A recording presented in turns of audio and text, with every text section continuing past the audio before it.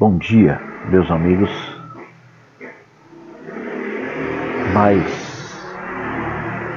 um domingo que nós estamos aqui. Nós vamos estar juntos quando tiver essa vacina aí ou quando algo acontecer. Deus sabe. Não quero que ninguém se apresse, novamente falo, porque o risco de uma vida é muito terrível. Nós estamos numa fase que o contágio está muito fácil, nem essa máscara sua está valendo. Por incrível que pareça, o índice de contágio está acima da média, essa variante nova aí. E o problema dela é que só contagia mais rápido e ela é um pouco mais feroz. A vacina é a mesma, graças a Deus. Mas ela está atingindo todo mundo e por isso que dizem que em 60 dias, até completar um pouco menos, 45 a 60 dias, nós vamos estar num estado terrível. E, como eu falei, eu quero poupar a vida de vocês, tá? Não só a vida, como transtorno de uma doença, de uma sequela. Tem pessoas que ficam com sequelas no pulmão muito tempo. Tem pessoas que perdem a audição, tem pessoas que deixam de andar, tem pessoas que têm complicações graves no fígado e no baço. E não voltam a ficar bem, não, né? Então, por amor, né, a vocês, então eu peço que se segurem um pouquinho aí, né? Eu sei que está difícil, tem pessoa desesperada, mas essas poderiam estar conversando com a gente. Tem pessoas mais que desesperadas, né, por solidão, por alguma coisa, mas tem outros que não. E estão trabalhando, estão tudo certo, mas eu oro por eles, porque tem a marca do sangue nos umbrais, que não vai ter problema nenhum, e Deus vai fazer a obra, e isso também é uma guerra espiritual que eu vou explicar agora. Na semana passada, não sei se você lembra, nós falamos sobre batalha espiritual, que é na mente e tal. Nossa luta não é contra carne e sangue, sim, principado e potestade nas regiões celestiais. Para você entender, não é esse assunto de hoje, tá? Não é hoje esse assunto, mas eu preciso falar esse trechinho. Nós estamos aí tentando purificar nossa mente para viver. E o que mais acontece é o cansaço espiritual, o cansaço dessa batalha. Então, quando nós ainda estamos num processo, e esse processo tá para se libertar, tipo parar de pecar, a libertação é assim, parar de pecar. E, né, nós estamos nesse processo de vícios antigos do corpo, da mente, do ouvido, dos olhos, né? Então, quando nós temos esse meio termo, que ainda está caindo em algumas coisas, né? E às vezes se jogando em algumas coisas, carência, essas coisas, e então vem pesado essa batalha, né? E às vezes nós cansamos, entendeu? Tem pessoa que cansou demais de esperar uma companhia, aí ele vai ajudar Deus aí saindo do mundão aí, ou nas igrejinhas aí, nas igrejas, atrás de uma companhia.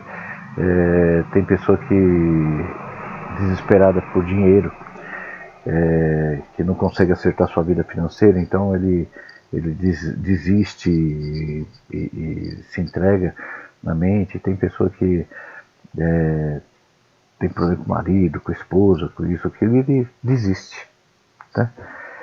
E é isso que o diabo quer, né? É isso que Satanás conseguiu através de um pecadinho que estava lá dentro, um sentimento, mágoa, aquilo lá que já falamos 40 milhões de vezes. Ele entrou e começa a batalhar até você cansar, porque você não largou o pecado, tá? Esse pecado eu falo que é aqui, tá? Não é de atos, também atos. Tem pessoas que não conseguem largar um vício, tem pessoas que não conseguem largar um hábito, tem pessoas que não conseguem largar um sentimento, e aí o Satanás está agindo e ele vai te cansar tanto para você desistir. E aí essa desistência leva você a morte espiritual, porque depois entra a vergonha, e depois da vergonha entra o afastamento de Deus, e depois entra uma soberba, então algo assim, que ele não consegue mais trazer você para perto de Cristo. Então vigia na canseira e nessa batalha, pede ajuda, o pastor serve para isso. Estão entendendo? Hoje eu queria falar com você um assunto muito importante, que é por que está mais difícil de servir a Deus hoje do que antes. Por que a coisa mudou um pouco? Tá? Será que Deus mudou algumas formas de interpretação? Será que Deus mudou o jeito de agir? Será que a exigência de Deus é diferente? Né? Se você lembra, olha como teve uma evolução do Evangelho. A evolução que eu digo é uma transformação. Às vezes é boa, às vezes é ruim. Né? Tem criatura que se evoluiu e essa evolução levou à morte. Né? Por causa de alimentação, depois cessou aquela alimentação e morreu. Então, às vezes tem a mesma coisa o ser humano, né? Às vezes ele se alimenta de coisas espirituais, emocionais e tal, que está levando ele para uma obesidade espiritual tão grande que depois vem a morte, que talvez é o que está acontecendo hoje em dia. Há um tempo atrás, os crentes eram conhecidos como diferentes, então tinha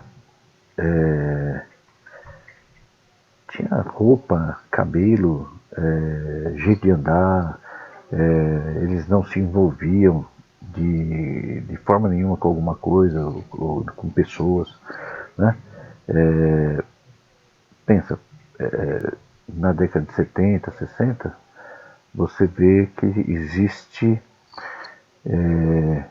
todo crente, por exemplo, as mulheres não cortavam cabelo, as roupas eram mulheres de saias, não existia calça comprida, não podia usar maquiagem, brinco, essas coisas todas, as roupas eram muito decentes e você era diferente, andava na rua, aquele senhorzinho com a roupa social, né, terninho, ele vinha debaixo do braço e ia. Na década, se você pega umas fotos de Brasília,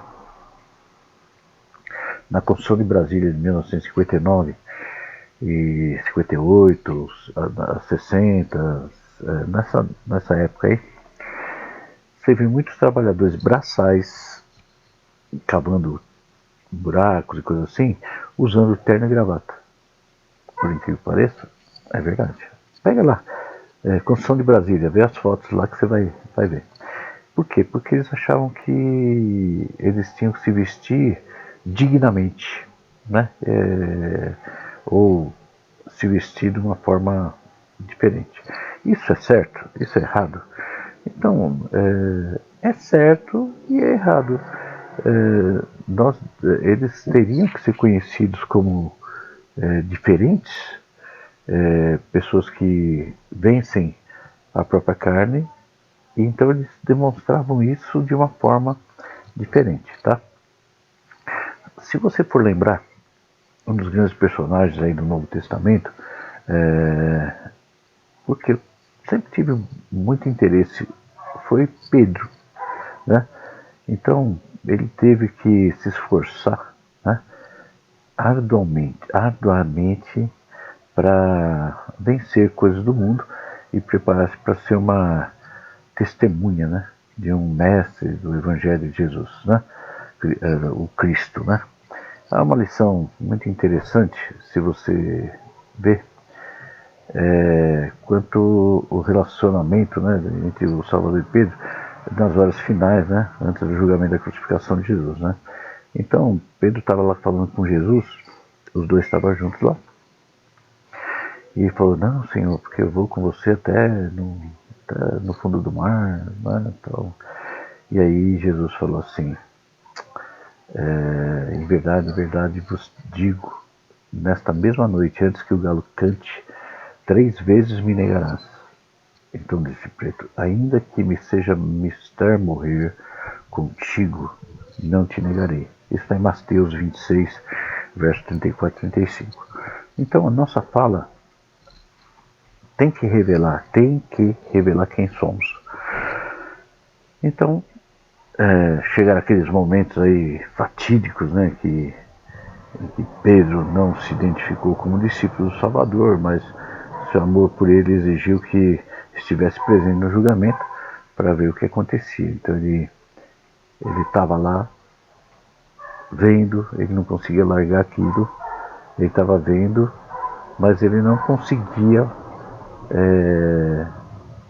se identificar, ele não conseguia ir embora, porque ele tinha uma ligação com Jesus muito grande, né? Então Pedro estava sentado lá de fora do pátio, né? E aproximou-se dele uma criada e disse: Tu também estavas com Jesus, o Galileu.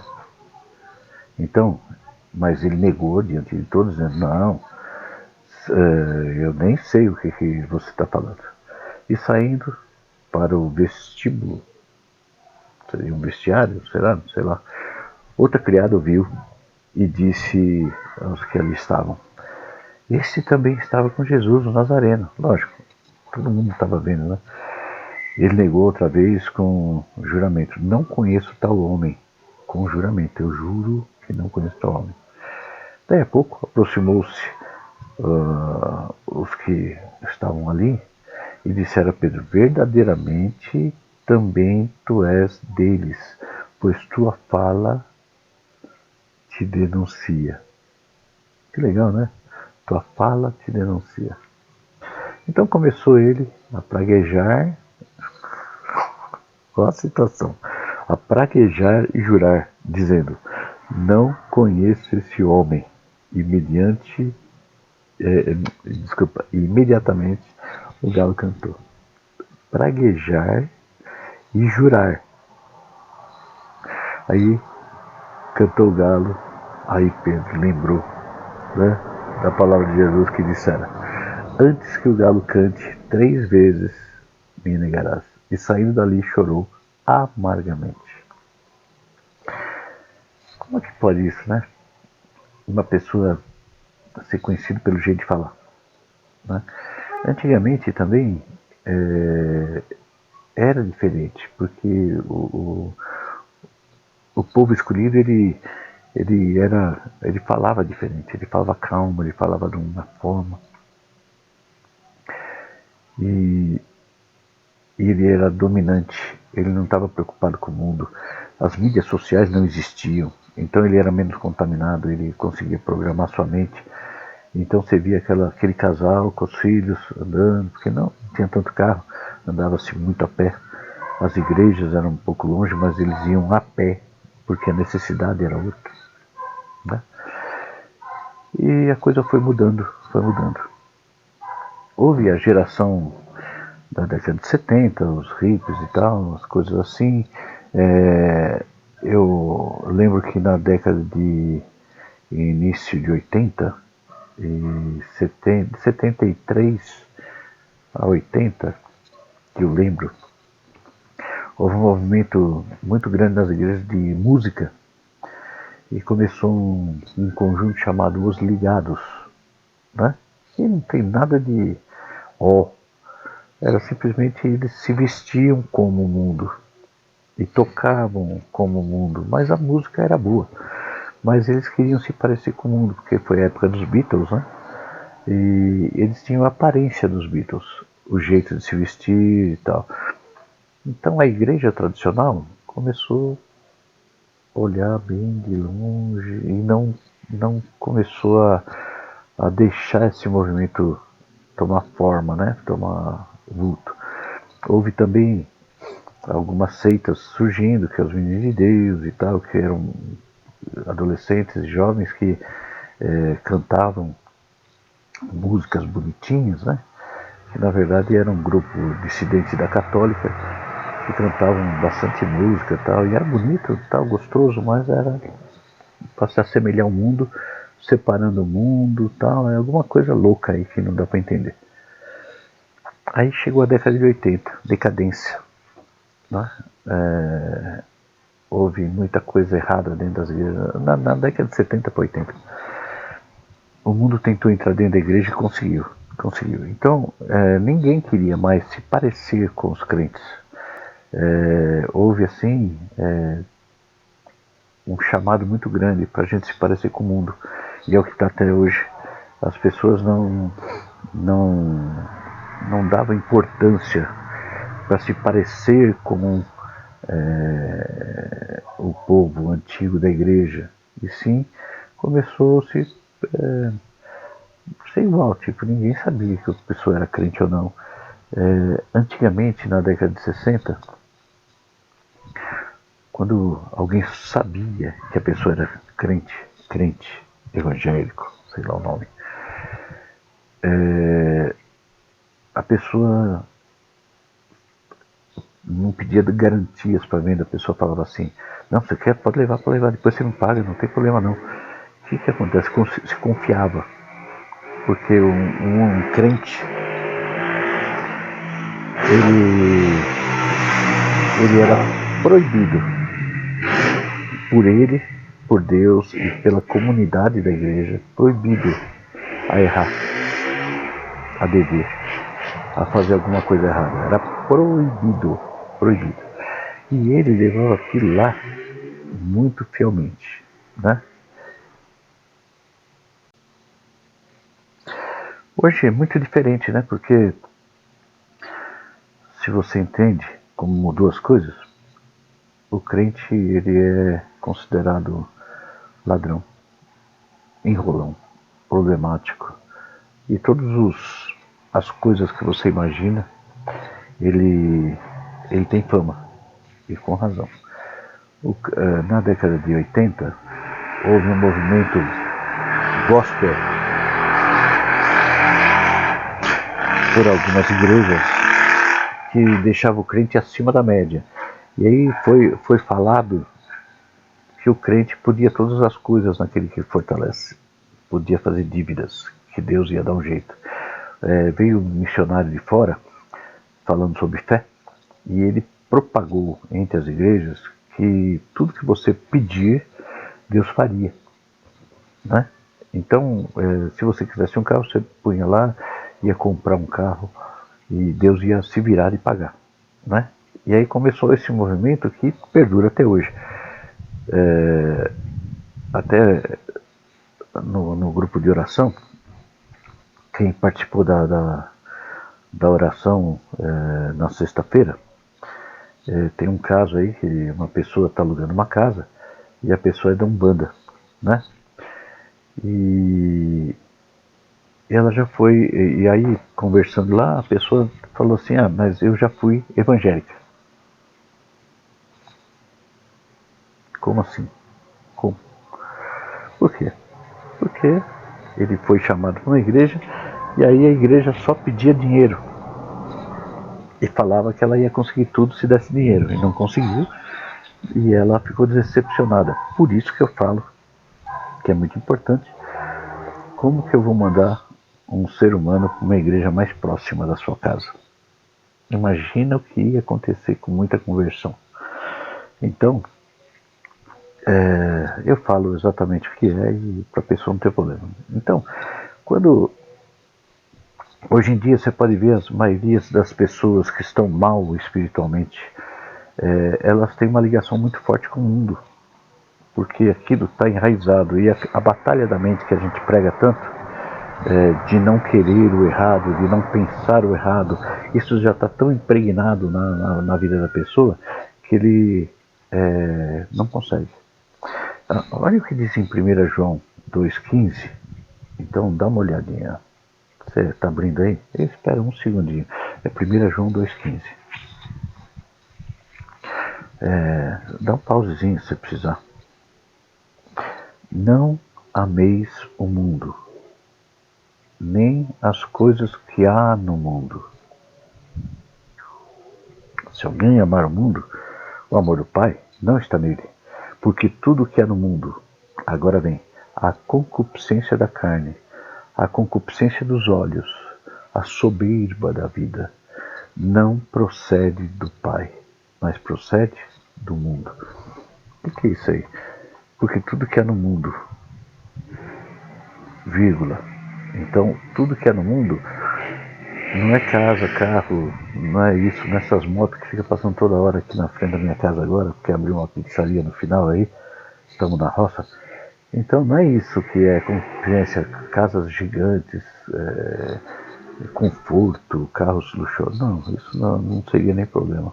Mas o que há no mundo é miséria espiritual, é desencontro, briga, é decepções, é rolos, é mágoa, rancor, ira, ódio, é revanche, é rebelião, é não aceitar autoridade. Isso tem no mundo, né?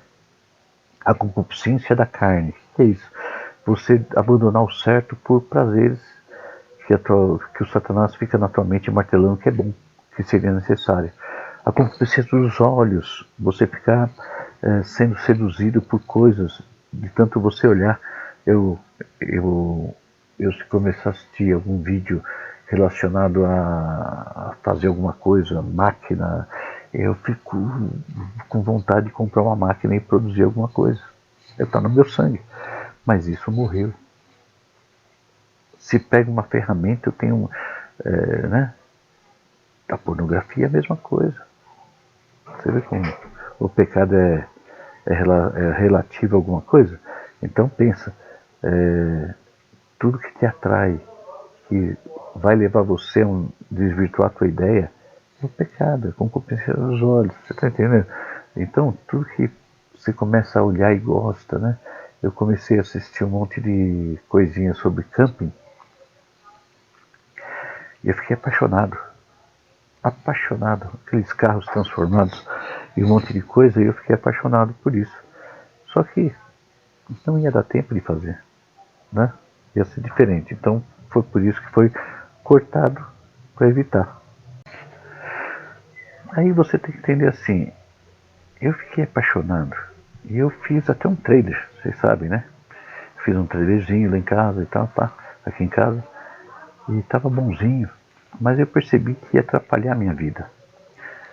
Porque para você pegar um trailer e ir embora, você tem que ficar fim de semana fora. E a igreja, como é que vai ficar? E o povo, como é que vai ficar? Né? Eu vou começar a abandonar a igreja? Não. Então eu falei, anunciei e vendi o trailer. Por quê? Ia atrapalhar a minha vida. Também questões do dia a dia que você começa a ver, vamos dizer, tem pessoa que tem problema com um carro, por exemplo.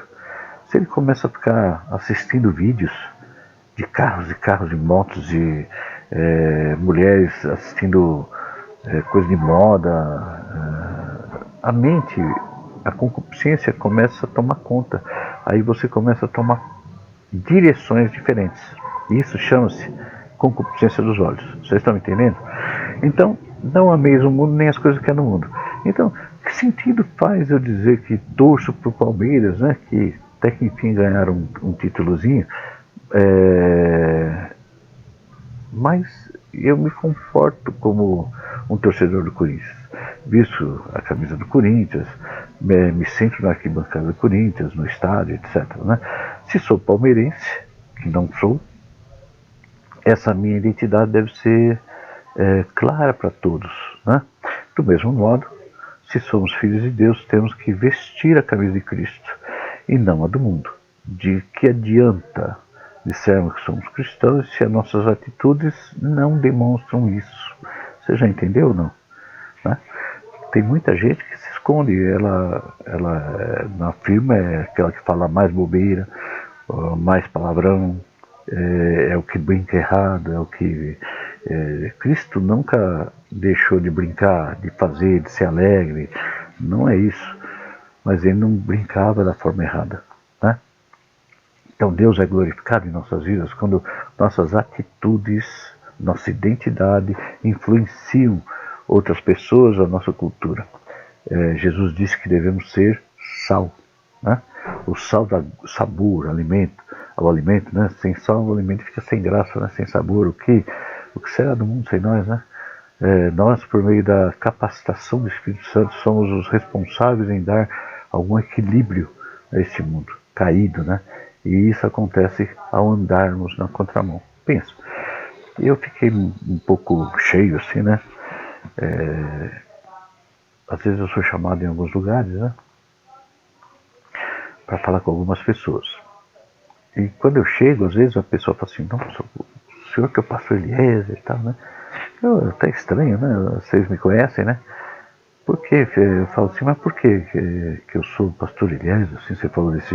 Não, porque já falam, né? Como que é e tal. Quer dizer, eu tenho uma fama, né? E também a fama de rigoroso também existe, né? Não tolerar crente com a mente atrapalhada, né? E bater em cima. Não que eu não tenha amor, pelo contrário. Eu quero que a pessoa se liberte e fique perfeita. E para isso, eu luto, né? Eu não deixo a pessoa começar a misturar a doutrina, a mente dele começa a ficar bagunçada, aí ele não segue o caminho, ele vai ter vários caminhos a seguir. Então eu quero que ele tenha um caminho só. Por isso que eu concentro a minha palavra, o meu jeito de ficar junto, para ter uma direção. Se a pessoa duvida, aí já é outro problema. Se a pessoa fala assim, o pastor está mais ou menos certo, isso já não serve. Então quer dizer que a pessoa não tem fé em mim, não vai funcionar o meu evangelho para ele. Então ele precisa procurar aquilo que ele consegue acreditar, né, fielmente. E eu sou responsável por aquilo que eu falo. E não vou entrar em mérito da coisa aí dos outros. Os outros, cada um com seus problemas. Precisa saber por que ele está tendo a igreja, por que ele está sendo pastor e qual a ideia dele. Aí, o dia que ele tiver uma ideia fixa, que é, pensa bem, a palavra religião significa religação, que significa libertação do mundo, tá? Por isso que eu peguei a palavra libertação. Bom, hoje, o que nos aproxima de Cristo está confuso, né? Cada um pensa de maneira diferente, com sua adaptação de Cristo. Cristo é do jeito que ele quer. Então, teve aí há uns anos atrás, até poucos tempos aí, a igreja que mais cresceu foi igrejas do louvor, a igreja worship, né? Que seria igrejas que o louvor é muito emocional e tal, e a pessoa se sente como se estivesse sendo tocada por Deus, né? Uma grande mentira. Você pode fazer isso? Pode. Você pode cantar, se entregar, chorar, fazer. Mas não é isso a presença de Deus. Você tem que ter isso na cabeça. Então, realmente, ninguém quer parecer Cristo. Ninguém. Mas peraí, se você trocou identidade, você não deveria ser reconhecido como Cristo? A pessoa que se absteve de tudo? Isso realmente é o Evangelho. Então, quando você é conhecido só porque chora, ou porque se dedica na música, isso não é realmente Cristo. Porque Cristo, na verdade, se você vê na Bíblia, eles se reuniam e tal, e depois que iam embora, eles cantavam uma música. Tá lá, na ceia, nas reuniões de Jesus, era assim. Eles não estavam preocupados em louvar, sim, em adquirir conhecimento e vencer. O Jesus só demonstrava a palavra de correção. O que você quer escutar na igreja? Algo que te faça bem? Algo que te faça sentir o teu ego muito grande? Saber que Deus vai mandar um raio e resolver todos os seus problemas? Ou o caminho para você seguir para herdar o reino? Então mudou muito a concepção de Cristo. O Cristo que está sendo pregado é carnal, é um Cristo que te resolve os problemas locais, carnais, e não te prepara para o futuro. Então, para a gente vencer, aí eu entrei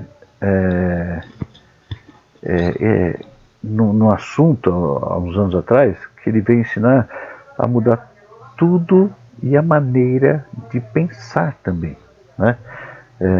Não é encher de outra coisa, é mudar a fonte dos pensamentos, certo? É um foco diferente.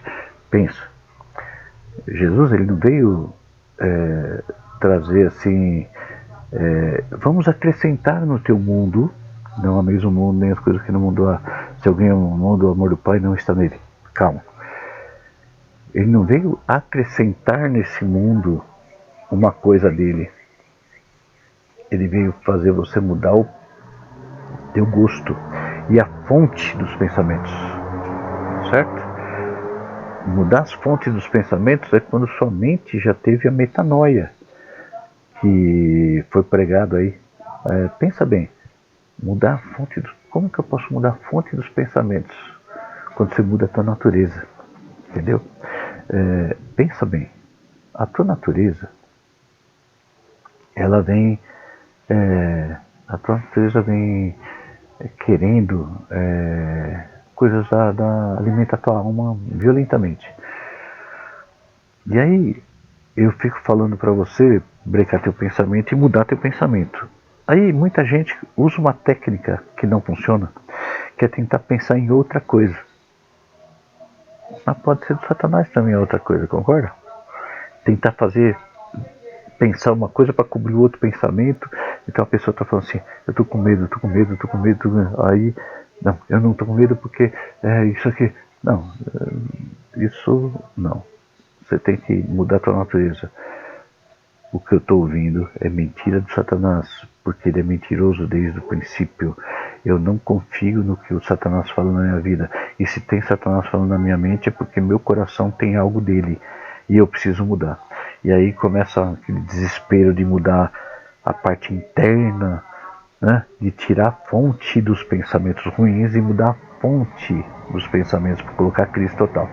É um pouco diferente, né? Tirar a atenção do problema, o complexo, não é ser cristão. Tem muita gente que é complexada, é magoada e é irada, tem problemas desde pequenininha lá com o papai, com a mamãe, com o marido, com o filho, com isso, aquilo lá. Isso aí é uma coisa muito natural, certo? É natural. Só que uma pessoa que realmente nasceu de novo, ele já não tem isso. E a fonte dos pensamentos seria outra. Vamos mais fundo então? Vamos na libertação mais funda então?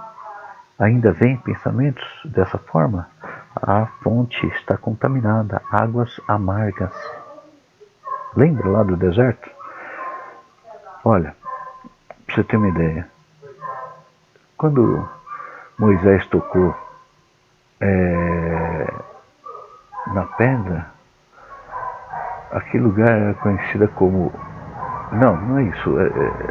Tinha uma fonte chamada Mara, que as águas eram amargas. E ele deitou, ele jogou sal. E a água ficou curada. Impressionante, né? Sal, sal, sal, somos o sal da terra, cura a fonte. Dá para entender? Dá para entender, não? Hã? Ou não? Dá, lógico que dá. Então funciona assim. Se você realmente quer ser de Cristo, você vai parecer com Cristo. Com as atitudes. Você vai ter que ser conhecido como Cristo. Seja qual for a tua profissão, você é um borracheiro, então você tem que ser conhecido como borracheiro que é Cristo. Oh, meu carro furou o pneu. Onde nós vamos? Naquele borracheiro, porque ele é bom. Como ele é bom? Ele é bom. O cara não pode fazer nada errado. Ele é honesto, ele é perfeito. Vamos naquele cara. Você tem um escritório de qualquer coisa, de contabilidade. Talvez você tenha poucos clientes, porque o Cristo, ele não faz coisa errada e a maioria dos escritórios tem que dar um jeitinho nas coisas. Tá entendendo? Para você poder sobreviver. Você é médico, você não vai querer ganhar o dinheiro do paciente, você vai querer curá-lo. Eu sei que é difícil, né? Você seria o médico mais pobre do mundo, mas seria salvo. Se você é um advogado, por exemplo, você tem que ser conhecido como advogado que não faz rolo. Ele é o cara mais impressionante do mundo. Ele vai querer justiça. E ele vai ser procurado por pessoas que querem justiça, não por pessoas que querem ganhar causa. É impressionante isso, né? Se você faz a comida, você vai fazer o melhor na tua comida e vai ser conhecido como a comida que abençoa. Né? É impressionante isso aí. A tua palavra vai ter que ser diferente. A pessoa vai ter que sentir paz quando você chega. Lembra? Então Cristo, ele ele não veio para acrescentar no mundo, ele veio para tirar o mundo de você. Se você tem um pensamento que não pertence a Cristo, ele não veio mudar um pouco esse pensamento para ficar bem, para você ficar bem. Ele veio mudar a fonte do pensamento e fazer só o melhor, e você não vai pensar mais dessa forma. Foco diferente. Tirar a atenção do problema, o complexo, não é ser cristão. Cristo não resolve o problema fazendo você tirar o foco dele. Ele faz você mudar e não ter mais esse pensamento. É difícil? Vem. E aí quando você consegue isso, tem um termômetro. Quando você começa a pensar algo errado, você já vai saber que tem um pecado aí dentro. Que legal, né? Não é bom? Quando começa a pensar algo, uma queda, você vai falar assim: tem algum pecado dentro de mim. Não vou deixar. Tá entendendo? Então, fica um termômetro para você. Começou a pensar errado, começou a pensar mal, começou a ter um olhar contra outra pessoa, já existe um pecado implantado aí dentro, antes disso acontecer. Lembra? Eu falo muito sobre mágoa e tal, mas quando aconteceu a coisa, estava num pecado, porque talvez você não estava pensando, não importa. Então, a mágoa é consequência desse pecado. E enquanto você não cessar a fonte de estar com uma ideia errada sobre tal pessoa, você não consegue estancar a consequência desse pecado. Então, Cristo não resolve o problema fazendo você tirar o foco dele. Ele faz você mudar e não ter mais isso. Certo? Faz você mudar totalmente. Então, vamos pensando dessa forma. Quando se tem um pensamento e uma atitude ruim, é porque o pecado já se implantou anteriormente. Eu quero que você tenha sempre na mente uma coisa: eu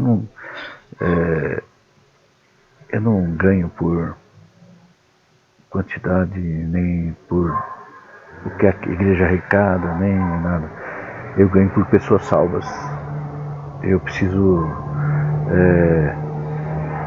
fazer um volume tão grande para atingir minha salvação. Então, nesse propósito que a gente tem que caminhar. Na tua também é a mesma coisa, por exemplo.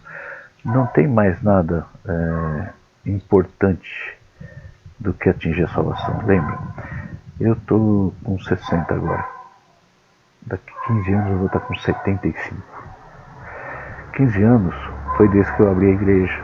Muito rápido. Nem vi passar. Para mim, na minha cabeça eu estava trabalhando antes. Toda vez que eu me envolvo com alguma pessoa querendo ajudar, sempre me lembra do tempo do trabalho, me lembra, porque é normal. Meu objetivo, você sabe, é exatamente te levar para a salvação. Não tem outro. Né? Lógico que a gente se preza muito para você não ter maldições na sua vida, do dia a dia. Porque a maldição serve para você sofrer até você largar. Certo? Uma pessoa que tem a maldição da bastardia, que a gente fala, a orfandade, que eu falo tanto, ele é caçado assim, o Satanás mexe tanto na mente dele, é simplesmente um pensamento contra a autoridade, é uma rebelião, vamos dizer assim, esse espírito. Então ele tem uma mágoa profunda do pai, ou ele tem o desligamento do pai, então no fundo lá ele culpa sempre o pai. Ele não tem dinheiro porque o pai não ajudou, ele não tem nada porque o pai não ajudou, ele não é bem sucedido porque o pai não ajudou, ele não é bem casado porque o pai não ajudou, porque não teve, porque de vida, né? Então esse espírito de orfandade, ele fica batendo. E aí ele não faz você ficar debaixo de uma autoridade. Então aqui, nada vai dar certo, porque a ordem certa que deveria prevalecer não funciona. Então é uma pessoa que não consegue se estabilizar.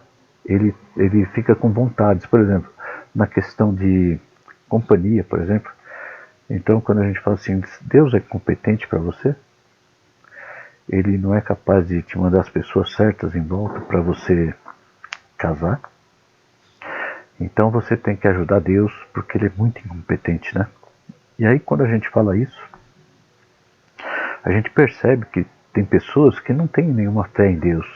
Eles vão em coisas paralelas para poder, né? Vai em festinhas, ele começa a juntar um mundo de novo, então vai sei lá, em encontros aí, vê na rede social um monte de pessoas que mal sabiam de onde vem, né?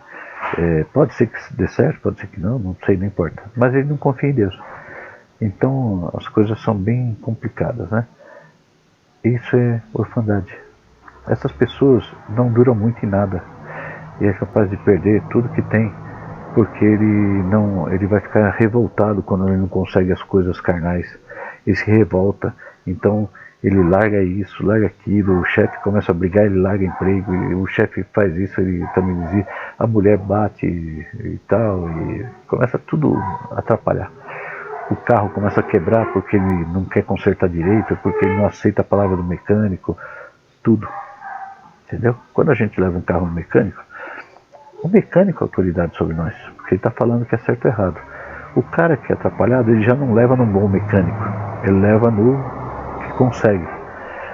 E aí o cara vai querer enganar ele.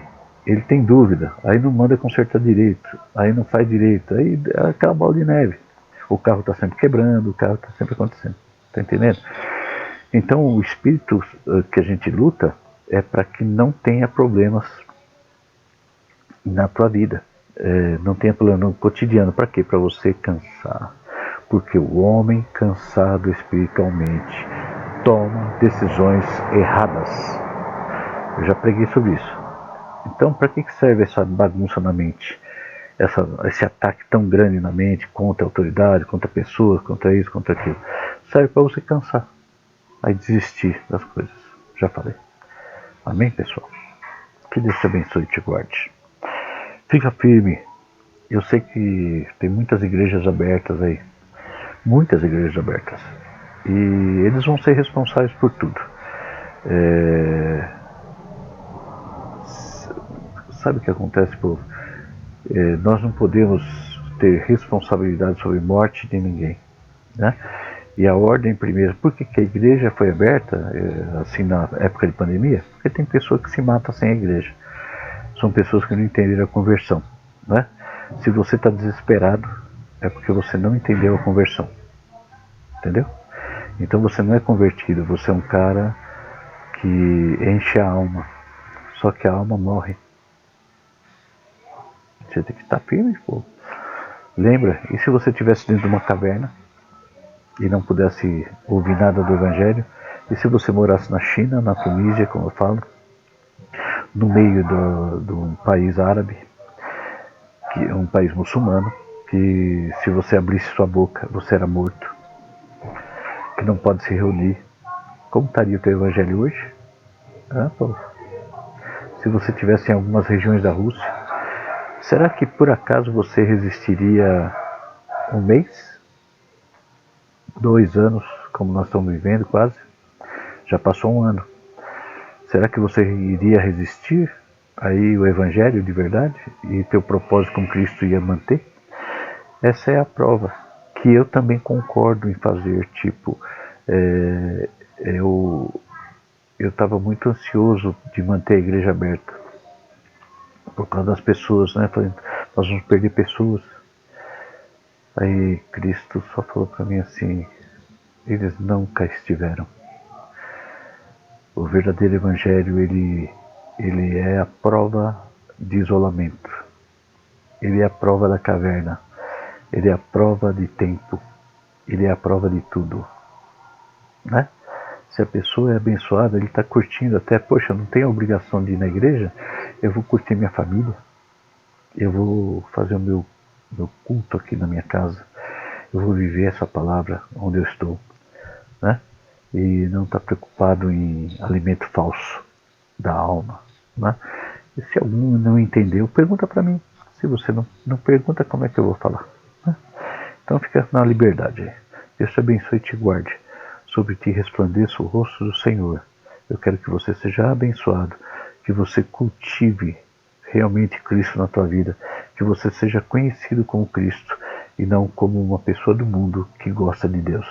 Eu quero que você seja Cristo. Então seja assim na tua vida, em nome de Jesus Cristo. Amém.